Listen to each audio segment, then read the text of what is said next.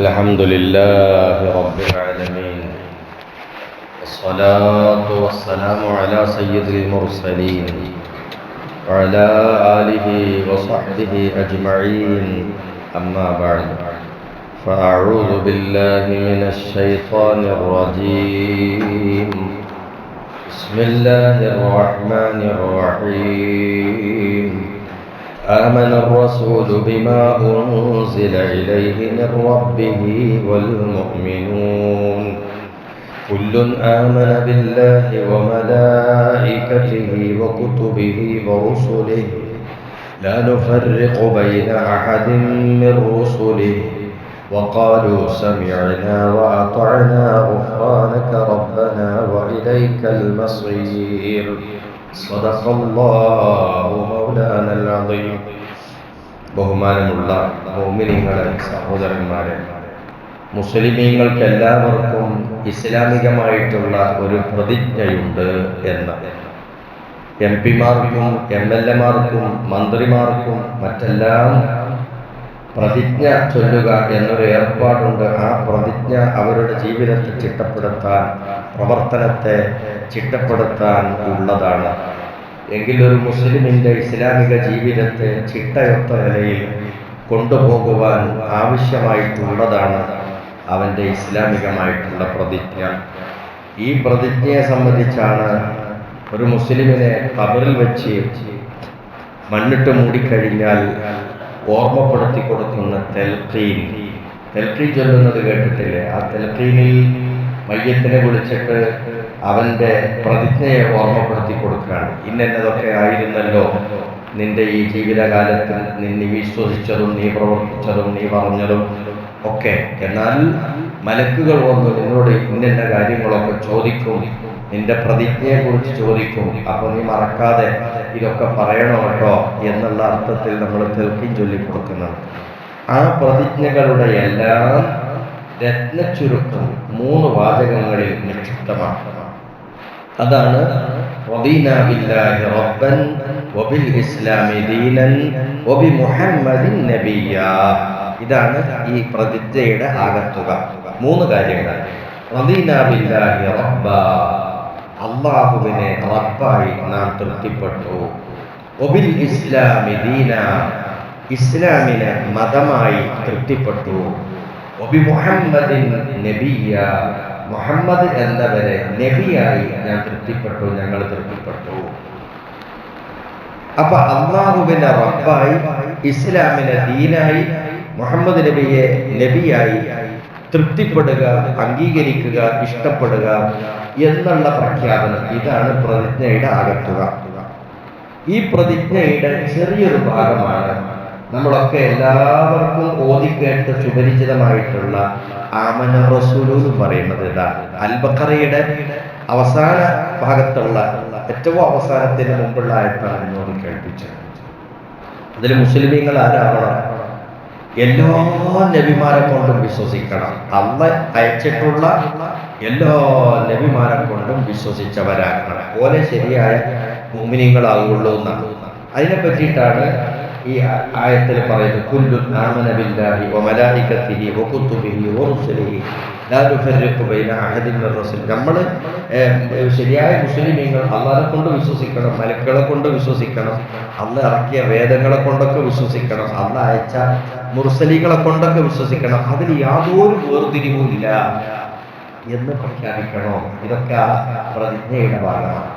എന്നാൽ നമ്മൾ ശ്രദ്ധിക്കേണ്ട ഒരു കാര്യം, അല്ലാഹുവിനെ റബ്ബായി തൃപ്തിപ്പെടുന്ന ഒരാൾ, ഇസ്ലാമിനെ മതമായി തൃപ്തിപ്പെടുന്ന ഒരാൾ, മുഹമ്മദ് നബിയെ നബിയായി തൃപ്തിപ്പെടുന്ന ഒരാൾ പുലർത്തേണ്ട സ്വഭാവങ്ങളുണ്ട്. അയാളുടെ വാക്ക്, അയാളുടെ പ്രവൃത്തി ഒക്കെ ഒരു രൂപത്തിൽ വരേണ്ടതില്ല. അതിനെപ്പറ്റി ചെറിയ ഒരു വിശദീകരണം മാത്രമേ, വായിച്ച് പറയൽ മാത്രമേ ഇന്ന് നടത്തുന്നുള്ളൂ. മഹാന്മാർ പറയാണ്, മഹാനായ അബ്ദുല്ലാഹിൽ ഹദ്ദാദ് തങ്ങൾ പറയാണ്, വഅലമൂ മഅശറൽ ഇഖ്വാൻ, സഹോദരങ്ങളെ നിങ്ങൾ അറിയണം, മൻ റളിയ ബില്ലാഹി റബ്ബ, അല്ലാഹുവിനെ റബ്ബായി ഒരാൾ തൃപ്തിപ്പെട്ടാൽ ലസിമഹു, അവന് നിർബന്ധമാണ് അയ്യർള ബിത്തദ്ബീരിഹി, അല്ലാഹുവിന്റെ നിയന്ത്രണത്തെ ഇഷ്ടപ്പെടണം. വഖ്തിയാറഹു ഇവൻ അല്ലാഹു തആല എന്തൊക്കെയാണോ തിരഞ്ഞെടുത്ത് കൊടുക്കുന്നത് അത് ഇവൻ ഇഷ്ടപ്പെടണം. അതുപോലെ തന്നെ വബിമുർരി ഖദാഇഹി ചിലപ്പോൾ അള്ളാന്റെ തീരുമാനം ഇവർക്ക് കൈപ്പുള്ളതായിരിക്കും, പ്രയാസമുള്ളതായിരിക്കും, അതിന് തൃപ്തിപ്പെടണം. ഭൗതിക സൗകര്യങ്ങളിൽ അള്ളാഹ് ഓനക്ക് കൊടുക്കുന്നത് എത്ര അതുള്ളത് കൊണ്ട് തൃപ്തിപ്പെടലുണ്ടാവണം. എനിക്ക് കുറഞ്ഞുപോയി, ഞാനൊരു സാധുവായിപ്പോയി, ഞാനൊരു ദരിദ്രനായിപ്പോയി, അയാൾ വലിയ പൈസക്കാരനായി, എന്നെ പടച്ചോൻ ഇങ്ങനാക്കി, എന്നെ കുറവുള്ള ആളാക്കി, ഇങ്ങനെ ഒരു പരിതപിക്കുന്ന ഒരു സ്വഭാവം പ്രകൃതി ഉണ്ടാകാൻ പാടില്ല. ഓരോരുത്തർക്കും ഭൗതിക സൗകര്യം അന്ന് നിർണയിച്ചും നിശ്ചയിച്ചും വിഹിരിച്ചും കൊടുക്കേണ്ടതാണ്. അത് എനിക്ക് കിട്ടിയത് ഇത്രയാണ്, അന്ന് എനിക്ക് ഇത്രയാണ് തന്നത് എന്ന നിലക്ക് നമ്മൾ അതിൽ എന്ത് ചെയ്യണം, സമാധാനം കൊള്ളണം. അപ്പോഴേ നമ്മൾ അള്ളാഹ് ഉറപ്പായി തൃപ്തിപ്പെട്ടെന്ന് പറയാൻ പറ്റുള്ളൂ. അള്ളാഹ്ക്ക് വഴിപ്പെടുന്നത് നിത്യമായി തുടരണം. അവർക്ക് എന്തെങ്കിലും വിഷമം വരുമ്പോ നിൽക്കാരെ നിർത്തിവെച്ച്, അവർക്ക് എന്തോ മനസ്സിന് പ്രയാസം വരുമ്പോ ഖുർആനോത്ത് നിർത്തിവെച്ച്, ഇങ്ങനെ ഓന്റെ ചില സൗകര്യക്കുറവുകൾ അല്ലെങ്കിൽ ഓനിക്ക് എന്തെങ്കിലും വിഷമം വരുമ്പോ അള്ളാഹ്ക്ക് വഴിപാടായി ചെയ്യുന്ന ഇബാദത്തുകൾ നിർത്തിക്കളയാന്നുള്ളൊരു സ്വഭാവം പരിപാടി അതുണ്ടാകാൻ പാടില്ല. എപ്പോഴും അള്ളാഹുവിനെ ത്വാഅത്ത് ചെയ്തുകൊണ്ട് അള്ളാഹ് ഫർളാക്കിയതൊക്കെ അതൊക്കെ കൃത്യമായി നിർവഹിക്കുക, അള്ളാഹ് ഹറാമാക്കിയത് വെടിയുക, ഇതൊക്കെ ഓന്റെ സ്വഭാവത്തിൽ ഉണ്ടാകണം. ചിലപ്പോൾ അള്ളാഹ് പരീക്ഷിക്കും, ഓനിക്ക് രോഗം കൊടുക്കും, ഓന്റെ ഭാര്യയ്ക്ക് രോഗം കൊടുക്കും, മക്കൾക്ക് രോഗം കൊടുക്കും. ഇങ്ങനെയുള്ള രോഗങ്ങൾ, കഷ്ടപ്പാട്, പ്രയാസങ്ങൾ, ഇങ്ങനെ പരീക്ഷണങ്ങൾ ഉണ്ടാകുമ്പോ അപ്പോഴൊക്കെ ക്ഷമയുള്ളവനാവണം. ഷാക്കിറല്ലി നഅ്മാഇഹി അള്ളാഹ് വല്ല നിഅമത്തും കൊടുക്കുമ്പോൾ ആ നിഅമത്തുകൾക്ക് നന്ദി ചെയ്യുന്നവനാകണം. മുഹിബ്ബൻ ലിഖാഇഹി മനസ്സിൽ അള്ളാഹനെ കാണണം എന്ന ഒരു ഇഷ്ടം ഉണ്ടാവണം. എനിക്ക് അള്ളാഹനെ കാണണം, എനിക്ക് അള്ളാഹുവിനെ കാണണം, ഈ ഒരു ഇഷ്ടം മനസ്സിലുണ്ടാവണം. റാളിയം ബിഹി വക്കീലൻ വലിയൻ കഫീല അള്ളാഹുവിനെ നമ്മളൊരു വക്കീലായി നമുക്ക് ഇഷ്ടപ്പെടണം എന്ന് പറഞ്ഞാൽ നമ്മളെ കാര്യങ്ങളൊക്കെ ഏൽപ്പിക്കാൻ പറ്റിയ ആളായി, നമ്മുടെ കാര്യങ്ങളൊക്കെ ഏറ്റെടുക്കുന്ന ആളായി, നമുക്ക് വേണ്ടി എല്ലാം ചെയ്തു തരുന്ന ആളായി നമ്മൾ ആരെ കാണണം? അള്ളാഹുവിനെ കാണണം. മുഖ്ലിസൻ ലഹു ഫീ ഇബാദത്തിഹി ഇബാദത്ത് എടുക്കുമ്പോഴൊക്കെ അള്ളാഹ്ക്ക് വേണ്ടി എന്നുള്ള ചിന്തയായിരിക്കണം. എൻ്റെ റബ്ബിന് വേണ്ടിയാണ് ഞാൻ ഇബാദത്ത് നടക്കുന്നത്, എൻ്റെ റബ്ബ് കൽപ്പിച്ചതനുസരിച്ചാണ് ഞാൻ പ്രവർത്തിക്കുന്നത്, ഈ ഇബാദത്ത് അള്ളാഹ് നിർബന്ധാക്കിയത് ഞാൻ ചെയ്യുകയാണ് എല്ലാം അള്ളാഹ്ക്ക് വേണ്ടി എന്നുള്ള ഒരു ചിന്ത മനസ്സിലുണ്ടാവണം. എല്ലാം അള്ളാഹുവിലേക്ക് ഏൽപ്പിക്കണം, അവലംബം അള്ളാഹുവാക്കണം. എന്തെങ്കിലും വിഷമം വരുമ്പോ റബ്ബിനോട് പറയുക, പടച്ചോനോട് ദുആക്കുക. ആ പടച്ചോനിൽ നിന്ന് ദുആക്ക് ഇജാബത്ത് കിട്ടാൻ എളുപ്പമുള്ള മാർഗങ്ങൾ എന്തൊക്കെയുണ്ട് അതൊക്കെ സ്വീകരിക്കുക. ഇത് ഖുർആൻ പറഞ്ഞതാണ്. നിങ്ങൾ എന്തെങ്കിലുമൊക്കെ സൽക്കർമ്മം ചെയ്തിട്ട് പടച്ചോനോട് തേടുകയും തവസ്സുൽ ചെയ്തിട്ട് അള്ളാഹിനോട് തേടുകയും. അതിൽ സൽക്കർമ്മങ്ങളെ കൊണ്ട് തവസ്സുലുണ്ട്, സജ്ജനങ്ങളെ കൊണ്ട് തവസ്സുലുണ്ട്. ചിലപ്പോൾ യുദ്ധവേളയിലൊക്കെ റസൂലുള്ളാഹി സ്വല്ലല്ലാഹു അലൈഹി വസല്ലമ തങ്ങൾ ദുആ ചെയ്തിട്ടുണ്ട്, അല്ലാഹുമ്മ അൻസുർനാ ബിസ്വആലിൽ മുഹാജിരിൻ, പടച്ചോനെ നീ ഞങ്ങളെ സഹായിക്കണേ, ഈ മുഹാജിറുകളാകുന്ന പാവങ്ങളുടെ ബർക്കത്ത് കൊണ്ട് നീ സഹായിക്കണേ, മുഹാജിറുകളാകുന്ന പാവങ്ങളുടെ ബർക്കത്ത് കൊണ്ട് നീ സഹായിക്കണം. അപ്പൊ ഈ സജ്ജനങ്ങളെ മുൻനിർത്തി പടച്ചോനോട് തേടുക എന്നുള്ളത് റബ്ബിൽ നിന്ന് കാര്യങ്ങൾ ഇജാബത്ത് കിട്ടാൻ എളുപ്പം കളിച്ചിട്ടുള്ള കാര്യങ്ങളിൽ പെട്ടത്. അതൊക്കെ സ്വീകരിച്ചുകൊണ്ട് എൻ്റെ റബ്ബിനോട് ദുആ ചെയ്യാം. ഇതൊക്കെയാണ് റബ്ബിനെ അള്ളാഹുവിനെ റബ്ബായി പൊരുത്തപ്പെട്ടാൽ ഉണ്ടാകേണ്ട സ്വഭാവം. ഇനി ഇസ്ലാമിനെ ദീനായി പൊരുത്തപ്പെട്ടാൽ ഉണ്ടാകേണ്ട സ്വഭാവം എന്താ? അള്ളാഹുമാതിരി ദീനിന്റെ ബഹുമാനങ്ങളെയൊക്കെ കാത്തു സൂക്ഷിക്കണം. ദീനിന്റെ ചിഹ്നങ്ങളെ ബഹുമാനിക്കണം.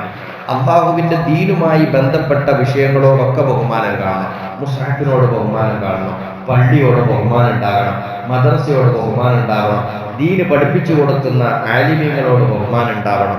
ഇങ്ങനെ ദീനുമായി ബന്ധപ്പെട്ട കാര്യങ്ങളോട് ബഹുമാനം, ആ ബഹുമാനവും ഇഷ്ടവും നമ്മുടെ മനസ്സിൽ ശക്തിപ്പെടാൻ ഉതകുന്ന അറിവിന്റെ മേഖലയോട് നമുക്ക് ബഹുമാനം ഉണ്ടാവണം. ഇൽമു പഠിക്കാൻ, ക്ലാസ് കേൾക്കാൻ, എന്നിട്ട് അതുവഴി നമുക്ക് നല്ല ഉത്തേജനം കിട്ടാൻ, ഈമാനികമായി ആവശ്യം ഉണ്ടാകാൻ, ഇങ്ങനത്തെ ചിന്തയും താല്പര്യമൊക്കെ നമുക്കുണ്ടാവണം. അതുപോലെ ഇസ്ലാമിനോടുള്ള ബഹുമാനം നമ്മിൽ നിന്ന് നഷ്ടപ്പെട്ടു പോകുന്നതിൽ നമുക്ക് പേടിയുണ്ടാവണം. ഇസ്ലാമിന്റെ ശത്രുക്കളോട് മനസ്സിൽ വെറുപ്പുണ്ടാവണം, ദേഷ്യം ഉണ്ടാവണം. ഇപ്പൊ ഇസ്ലാമിനെ പരിഹസിക്കുന്നവരുണ്ട്, ഇസ്ലാമിനെ കള്ളത്തരത്തിന്റെ മതമാണെന്നോ വർഗീയതയുടെ എന്നൊക്കെ കള്ളപ്രചരണം നടത്തുന്നവരുണ്ട്. അത്തരക്കാരോട് നമുക്ക് ഈ സ്നേഹവും അടുപ്പവും അല്ല ഉണ്ടാവേണ്ടത്, മനസ്സിൽ അവരോട് അകൽച്ചയാണ് ഉണ്ടാവേണ്ടത്. മുഹമ്മദ് നബി സല്ലല്ലാഹു അലൈഹി വസല്ലമ തങ്ങളെ നബിയായി തൃപ്തിപ്പെട്ടാൽ ഉണ്ടാകേണ്ട സ്വഭാവം എന്താ? ആ നബിയെ ഫോളോ ചെയ്തുകൊണ്ടുള്ള ജീവിതമായിരിക്കുക. നബി തങ്ങൾ കാണിച്ചു തന്ന വഴിയിലൂടെ സഞ്ചരിക്കുക. നബി തങ്ങൾ ശറഅാക്കി തന്ന ഇന്നതൊക്കെ ചെയ്യൽ ഹലാലാണ് മക്കളെ, ഇന്നതൊന്നും ചെയ്യാൻ പാടില്ല, ഹറാമാണ്, ഇങ്ങനെ നബി തങ്ങൾ നമുക്ക് പറഞ്ഞു തന്ന കാര്യങ്ങളൊക്കെ നമ്മൾ പിന്തുടരുക. നബിയുടെ സുന്നത്ത് മുറുകെ പിടിക്കുക. ഇപ്പൊ ബാത്റൂമിലേക്കൊക്കെ പോകുമ്പോൾ തിരുനബി തലമറച്ചിട്ടേ ബാത്റൂമിലേക്ക് പോയിട്ടുള്ളൂ, ചെരുപ്പ് ധരിച്ചിട്ടേ ബാത്റൂമിലേക്ക് പോയിട്ടുള്ളൂ, ഇത് തിരുദൂതരുടെ സുന്നത്താണ്, ഞാൻ ആ സുന്നത്ത് പാലിക്കട്ടെ, ഇങ്ങനെ നിലയ്ക്കുള്ള കാര്യങ്ങൾ. ഇപ്പൊ വെള്ളിയാഴ്ച ദിവസം വരികയാണ്, വെള്ളവസ്ത്രം ധരിക്കട്ടെ, അത് സുന്നത്തല്ലേ, വെള്ളിയാഴ്ചയല്ലേ, അങ്ങനത്തെ നബിതങ്ങളുടെ സുന്നത്തുകളെ നമ്മൾ എന്ത് ചെയ്യാം? മുറുകെ പിടിക്കാം. മിസ്വാക്ക് ചെയ്യുന്നിടത്തിൽ ഇത് റസൂലുള്ളാഹിന്റെ സുന്നത്താണ്, ഞാൻ അത് ചെയ്യുന്നു എന്നുള്ള നിലയ്ക്ക് അങ്ങനെ തിരുദൂതരുടെ സുന്നത്ത് മുറുകെ പിടിക്കുക. തിരുനബിയോടുള്ള ആ ഒരു ബന്ധത്തെ നമ്മൾ ബഹുമാനമായിട്ട് കാണണം. ആ നബിയുടെ പേര് കേൾക്കുമ്പോൾ സ്വലാത്തുകൾ ചൊല്ലണം, സലാമുകൾ ചൊല്ലണം. തിരുനബിയുടെ കുടുംബത്തോട് നമുക്ക് ബഹുമാനം ഉണ്ടാവണം. തിരുനബിയുടെ സഹാബാക്കൾ, അവിടുത്തെ അനുയായികളോട് നമുക്ക് ഇഷ്ടം ഉണ്ടാവണം. അവരുടെ പേര് കേൾക്കുമ്പോൾ റളിയല്ലാഹു അൻഹു ചൊല്ലണം. നമ്മൾക്ക് ജുമഅക്കൊക്കെ സഹാബികളുടെ പേരൊക്കെ കേൾക്കുമ്പോൾ നമ്മൾ ചൊല്ലുന്നില്ല, അതേപോലെ സഹാബത്തിന്റെ പേര് കേൾക്കുമ്പോൾ തർബിയത്ത് ചൊല്ലുക. ഇതെല്ലാം തിരുനബിയെ നബിയായി നമ്മൾ ഇഷ്ടപ്പെടുന്നു എന്നുള്ളതിന്റെ അടയാളങ്ങളാണ്. ഈ അടയാളങ്ങളൊക്കെ കാത്തു സൂക്ഷിച്ചു വേണം നമ്മൾ ജീവിക്കാൻ. അപ്പോഴാണ് നമ്മുടെ പ്രതിജ്ഞ അർത്ഥവത്തായി തീരുന്നത്. ആ പ്രതിജ്ഞയിലൂടെയാണ് നമ്മൾ മുന്നോട്ട് പോകേണ്ടത്. അല്ലാഹു തആല നമുക്ക് തൗഫീഖ് തരട്ടെ. പടച്ചവനെ, ഞങ്ങളെ എല്ലാവരെയും നീ നിന്റെ സാലിഹ്യങ്ങളായ ആളുകളിൽ പെടുത്തണം റഹ്മാനെ. നിന്റെ റബ്ബായും നിന്റെ ഇസ്ലാമിനെ ദീനായും നിന്റെ ഹബീബായ മുഹമ്മദ് നബി സല്ലല്ലാഹു അലൈഹി വസല്ലമ തങ്ങളെ നബിയും റസൂലുമായി തൃപ്തിപ്പെടുന്ന യഥാർത്ഥ വിശ്വാസികളിൽ നീ ഞങ്ങളെ പെടുത്തണം റഹ്മാനെ. അതിൻ്റെ അർത്ഥങ്ങളൊക്കെ ഉൾക്കൊണ്ടുകൊണ്ട് ജീവിതം ചിട്ടപ്പെടുത്താനുള്ള മഹാഭാഗ്യവും നീ ഞങ്ങൾക്ക് തരണം റഹ്മാനെ.